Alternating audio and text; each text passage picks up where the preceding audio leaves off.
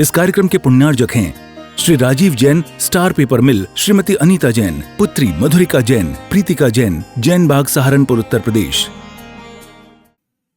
असुरक्षा का भाव जीव के मन में आ जाया करता है, वहीं जीव आकुल व्याकुल हो जाता है।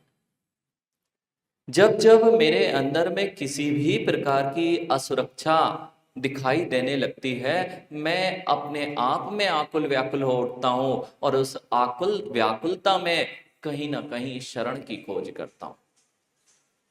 जितने लोग हैं जगत में, ये सब किसी ना किसी की शरण में जाते हैं। क्यों शरण को जाना?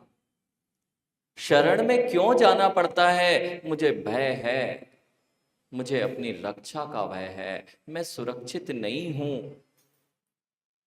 जब किसी का हाथ अपने सिर पर होता है तो सुरक्षा का अनुभव होता है। सुरक्षा का अनुभव अपने से वृद्ध अगर कोई है घर में, जान लीजिए पिताजी हैं। जब तक पिताजी थे हम अपने आप को सुरक्षित महसूस करते थे। जब तक पवन भैया पिताजी हैं, अपने हाथ, अपने सिर पर किसी का हाथ होता है, वह सुरक्षा देता है और वह सुरक्षा वही शरण होती है। माँ, एक बालक होता है, बालक की उंगली जब तक माता पिता के हाथ में होती है वह निर्भय होकर घूमता है। बालक की उंगली, बालक यदि अकेला हो जाए तो अब कोई आनंद नहीं। एक मेले में यदि बालक है और बालक में जनक जननी साथ में है, उनकी उंगली पकड़े हुआ है, तब तक तो आनंद है। और माता पिता के ओझल होते ही अब ना तो खिलौने अच्छे दिखते हैं, ना मिष्ठान अच्छे दिखते हैं, लोग कुछ भी कह दें, अब आनंद नहीं आता है। किस बात का? अब मेरा क्या होगा? मैं अकेला, इतनी भीड़ में भी अकेले, पूरा मेला लगा हुआ है फिर भी बालक अकेला। बालक अकेला क्यों?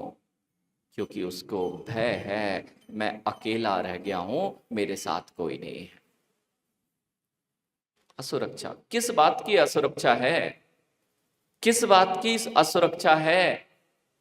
मैं बूढ़ा हो जाऊंगा, यह भी भय पैदा करता है। मैं बूढ़ा हो जाऊंगा, यह भी भय पैदा करता है। मेरा मरण हो जाएगा, यह भी भय पैदा करता है। मेरे पास कुछ नहीं बचेगा, यह भी भय पैदा करता है। मेरे साथ में रोग आ जाएंगे, यह भी भय पैदा करता है।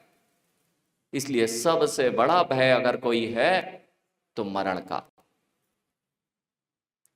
सबसे बड़ा भय है तो मरण का। सबसे बड़ा भय है, देखना, आपके साथ में दिन भर किसको सजाते हैं? यानी इस शरीर को सजाने में क्यों लगे हैं? बूढ़ा ना हो जाए, बूढ़ा ना हो जाए। मां, आप कितना ही कोशिश करो, इस शरीर में तो वृद्धपना आएगा ही आएगा, और पुद्गल की पर्याय है, और उसको गलना तो कार्य पुद्गल का हुआ ही करता है। इस पर कितने भी अनेकों द्रव्यों का संरक्षण भी इस शरीर को नहीं बचा पाएगा। फिर आप ये सोच रहे थे कि मैं इस शरीर में बचा रह जाऊंगा, ये सबसे बड़ी भूल थी भैया। मैं इस शरीर में बचा रह पाऊंगा, तब आपकी सबसे बड़ी भूल थी, क्योंकि शरीर ही नहीं बच रहा है तो आप उसकी शरण लेके कैसे बचे रह जाओगे? सबसे बड़ा चिंता होती है। किसी जगह जाएं, पवन भैया, अभी अपन रास्ते में बहुत अलग अलग स्थान पर रुके थे, और आपने तो पूर्व में भी बिहार कराया, शिखर जी में भी आप ऊपर थे। शिखर जी के पहाड़ में तब तक आनंद आता है जब तक कोई दिखाई देता है। शिखर जी के पहाड़ में काला जी तब तक आनंद आता है जब तक कोई दिखाई देता है, और कोई नहीं दिखाई दे तब वही शिखर जी का पहाड़ भय पैदा करने लगता है। क्यों? वहीं यदि एक श्वान भी दिख जाए ना तो हिम्मत आ जाती है। मैं हमेशा हमेशा अपने आप को किसी ना किसी के साथ देखना चाहता हूं। मैं अपने साथ में हमेशा असुरक्षा का भाव रखता हूं, इसलिए हमेशा किसी ना किसी को साथ देखना चाहता हूं। और नहीं तो भैया इसी मंदिर जी में लाइट चली जाए और आप प्रवेश करो शाम को माँ, और फिर आवाज लगाओ कोई है, कोई है क्या, कोई है क्या, 2-3 बार आवाज नहीं आए ना भैया, 2-3 बार में आवाज नहीं आए तो रोंगटे खड़े हो जाते हैं। क्यों? ये डर किस बात का है? जिससे डर रहे थे उससे डरना चाहिए था नहीं, और जिससे तुमने अभी तक संबंध बनाया नहीं एकत्व भाव से, वह डरने योग्य था ही नहीं। काला जी, कब तक दूसरे की शरण में रहेगा जी, और कब तक दूसरे की शरण खोजते खोजते जीवन निकालेगा जी? आज तक की शरण नहीं ले पाए, आज तक हम सबसे ज्यादा डरे किससे हैं ऋषभ? सबसे ज्यादा डर सारे व्यक्तियों को किससे? इस बात को खोजना चाहिए। सबसे ज्यादा डर है मेरे जीवन में दुख ना आ जाए। आप जितनी क्रियाएं कर रहे हैं वे सब किस लिए कर रहे हैं? वे सब इसलिए ही की जा रही है कि मेरे जीवन में जरा सा भी थोड़ा सा भी दुख ना आ जाए। तो मैं पैसे कमाता हूं, मैं अनेक प्रकार की प्रक्रिया करता हूं, महल बनाता हूं अपने चारों ओर। अब तो सोसाइटियों का भैया कितनी असुरक्षा, कितनी असुरक्षा। ये सिद्धार्थ नगर में अगर भवन बने तो भवन बना के, भवन छोड़ के ये बड़े बड़े अपार्टमेंट्स में रहने क्यों जाते हैं? सुरक्षा, वहां पूरी सुरक्षा की व्यवस्था है, गेट बना हुआ है, वहां सुरक्षा गार्ड खड़ा हुआ है, वह मेरी सुरक्षा कर लेगा। लेकिन मां आज तक विचार नहीं किया उस अपार्टमेंट में रहने वाला भी मरण को प्राप्त हुआ है। चाहे आप यहां पर रहो चाहे वहां रहो, कहीं सुरक्षा नहीं मिलने वाली है। फिर किस लिए भाग रहे हो? फिर किस लिए भाग रहा है अजीब? ये भारसणुपेक्षा नामक ग्रंथ आपको आपकी सच्चाई से परिचित कराने जा रहा है। काला जी, लोग कहते हैं ये पढ़ो तो संसार से विमुख हो जाता है, अपने परिणाम संसारी क्रियाओं में नहीं लगते हैं। अरे संसारी क्रियाओं में ना लगे, यही तो वैराग्य भावना और बारह भावनाओं का कार्य हुआ करता है। तो क्या सभी को वैराग्य ले लेना चाहिए? प्रश्न ये आ सकता है भैया, सभी को वैराग्य ले लेना चाहिए। ये वैराग्य ऐसी चीज नहीं है तो किसी ने दिया और ले लिया जाए। ये भावनाएं जब मुझे दुख से भय लगने लग जाए, संसार से भय लगने लग जाए और संसार शरीर भोग मुझे कष्टदायी लगने लग जाए, तब तुम्हें वैराग्य सुखपूर्वक दिखाई देने लगेगा। अभी क्या हो रहा है? अभी विपरीत स्थिति है। यानी अभी जितना आनंद संसार में आ रहा है ना, ये सुख देता है, इसलिए तो उसकी ओर भागते हैं। और जहां जहां सुख की अभिलाषा है वहां वहां सिर टेकते मिलते हैं। मां, जिस जिस जगह पे आपके काम बनते हैं वहां वहां तुम सिर टेकने चले जाया करते हो। सत्य है ना? आज तक यही नहीं पता कि किससे मेरी रक्षा होगी और किससे मैं अभी तक अपने आप को असुरक्षित महसूस करता आया हूं। भैया कुछ नहीं बचने वाला है। इस बात को यदि कोई बोले ना काला जी, तो लगते हैं, लोग कहते हैं बड़ी नकारात्मक सोच वाला है, बड़ी नकारात्मक सोच वाला है कि ये बोल रहा है कुछ नहीं बचने वाला। तो क्या इसका अर्थ है कि हम हाथ पे हाथ धर के बैठ जाए? बिल्कुल नहीं, इसका अर्थ ये नहीं है कि हाथ पे हाथ, लेकिन सत्यता को जान लो कि कुछ नहीं बचने वाला है, कोई शरण नहीं देने वाला है। और तुम शरण खोजोगे तो दुख ही पाओगे, और दुख ही तो तुम्हें सबसे बड़ा कष्ट देने वाला है। मां, बच्चों से जितनी आशा आपकी होती जाएगी उतने कष्ट में जीवन होगा। जितने बुजुर्ग लोग बैठे हैं आज विचार कर लेना भैया, जितने बुजुर्ग लोग हैं वे बच्चों से जितनी अपेक्षाएं करके बैठे हैं वे ही बुजुर्ग बने में दुख का कारण है। मां सत्य है ना? नहीं किया विचार तो आज विचार कर लेना। जितने माँ हैं ये जब भी बुजुर्ग जितने लोग बैठे हैं भैया, आज से सुखी होना चाहते हो तो एक काम कर लो। जिनको किस किस को सुखी होना पहले तो ये बताओ, यानी दुखी हो, इस बात को स्वीकार करते हो? सबसे बड़ी दिक्कत तो यही है कि मैं दुखी हूं, यही नहीं स्वीकार कर पाता, इसलिए तो सुख की ओर कभी जा ही नहीं पाता। आप सब सुखी हो ना? आप सब सुखी हो ना? महाराज जी पता ही नहीं, कभी सोचते ही नहीं कि हम सुखी हैं कि दुखी हैं। भैया आप सब दुखी हो ना? जब दुख लगने लग जाए तब तो हम सुख की ओर भागे। बस मैं तो अंधी दौड़ में भागा जा रहा हूं, अंधी दौड़ में मेरी गति चली जा रही है। लोग सोच रहे हैं कि मैं बड़ा पैसे वाला बन जाऊंगा तो मैं सुखी हो जाऊंगा, मेरे पास चक्रवर्ती जैसा वैभव आ जाएगा तो मैं सुखी हो जाऊंगा, मेरे पास सिद्धार्थ नगर में वो भैया क्या नाम है, अभिषेक आशीष भैया के जैसा महल बन जाएगा। तो कई लोग इसलिए ही दौड़ रहे हैं कि मेरा जिस दिन इतना बड़ा महल बन जाएगा, बापू नगर में मेरी कुटिया बन जाएगी झांसी जी, उस दिन मैं सुख का अनुभव करने लग जाऊंगा।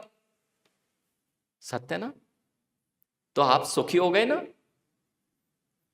काला जी जो ये सोच रहे हैं कि मेरा इन युवाओं से मिलो, ज्ञानी कहां दुख में जीवन जी रहे हो? ये ब्रह्मचारी बैठे हुए हैं, ये दुख में है ना, इसलिए तो आप सोचते हो कि हम सुख में और ये कष्ट में जीवन जी रहे हैं। ये बहुत ज्ञानी लोग हैं, ज्ञानी इन्होंने सच्चे सुख का मार्ग अपना लिया है, और हम जहां दुख है उसमें सोच रहे हैं हमें सुख हो जाएगा। और आप लोग भी संयम क्यों नहीं लेते मां? व्रतों को अंगीकार करने के भाव क्यों नहीं आते? क्योंकि व्रत तो दुख देते हैं ना। रात्रि में नहीं खाऊंगा तो मैं दुखी होऊंगा, अभक्ष सेवन नहीं करूंगा तो मेरी पार्टी कैसे चलेगी, मेरे बाहर की सारी चीजें कैसे व्यवस्था बनेगी। ज्ञानी अगर ये सुखी होता तो बेचारे अपने आप से परेशान हैं, इसलिए तो बाहर भटक रहे हैं। आनंद कहीं बाहर में होता ही नहीं है। यानी आनंद की अगर खोज करना है तो आनंद यदि बाहर में होता तो जगत के सारे जीव आनंद में होने चाहिए थे। दो चीजें काला जी, दो चीजें हमेशा ध्यान रखना, एक है भौतिकता और दूसरी है आध्यात्मिकता। जब जब आपको भौतिकता की चकाचौंध दिख रही है और उसकी ओर आपकी दृष्टि है, नियम से आपको दुखी होना पड़ेगा। आज प्रत्येक व्यक्ति ध्यान करना चाहता है, आज प्रत्येक व्यक्ति ऋषभ शांत होकर बैठना चाहता है, और इसके लिए अनेक ध्यान केंद्रों में जा रहे हैं। यानी अनेक प्रकार के ध्यान केंद्रों में क्यों जाते हैं? मुझे शांति चाहिए है, और वे शांति की खोज में जाते हैं लेकिन स्वयं अशांत होकर रह जाते हैं। महाराज जी ध्यान केंद्र अशांत कैसे होते हैं? यानी जिन केंद्रों पर जाते हैं वे भी तो यही चक्र में फंसे हुए हैं जिस चक्र में आप फंसे हुए। जो स्वयं ध्यान ना जानते उनसे ध्यान सीखने क्या जाना। काला जी जिनके प्रभु ही ध्यान मुद्रा में नहीं, उनसे ध्यान सीखने तुम जाते हो। भैया ध्यान केंद्र खुले हुए हैं बड़े बड़े, ध्यान थकान से विश्रांति का नाम ध्यान नहीं है, ध्यान रखना। रूपेश ने 2-4 दिन तक अच्छी उछल कूद की, उसके बाद थक गया, अब बैठ गया शांति से, तो ध्यान हो गया ना। मां बहुत तीव्र संगीत बजता है, जानती जी बहुत तीव्र संगीत बजता है आजकल और बड़ा आनंद आता है। पूछो इन युवा से, यानी जब डीजे बजता है तो आनंद आता है ना? कितनी देर? अरे तो कितनी देर बड़ा आनंद आ रहा था महाराज जी, इतना अच्छा बड़े बड़े स्थान बना रखे हैं आपने कि जहां आवाज आती है, बहुत अच्छा लाउड स्पीकर है और बहुत ध्वनि चल रही है। भैया जैसे ही ध्वनि बंद होती है ना तो आनंद आता है कि ध्वनि का आनंद आता है? बेटा क्या नाम है? वेहान, डीजे बज रहा था, तुम्हें आनंद आ रहा था ना? तो आनंद लेने के लिए तो डीजे बजाया था ना। किस लिए बजाया था? आनंद लेने के लिए, तो आनंद आ रहा था ना। तो फिर थोड़ी देर बाद चलते चलते 1-2 घंटे बाद बज जाए, उसके बाद में जैसे ही लाइट चली जाए तो आनंद आता है कि डीजे का आनंद आता है? डीजे का आनंद आता है। फिर वो जो शांति मिलती है उसका आनंद नहीं आता? उसका आनंद आता है। ज्यादा आनंद बेटा उसी का होता है जब शांति मिलती है। अरे बहुत देर से, नहीं तो आप लोग तो शांति लेना ही भूल गए।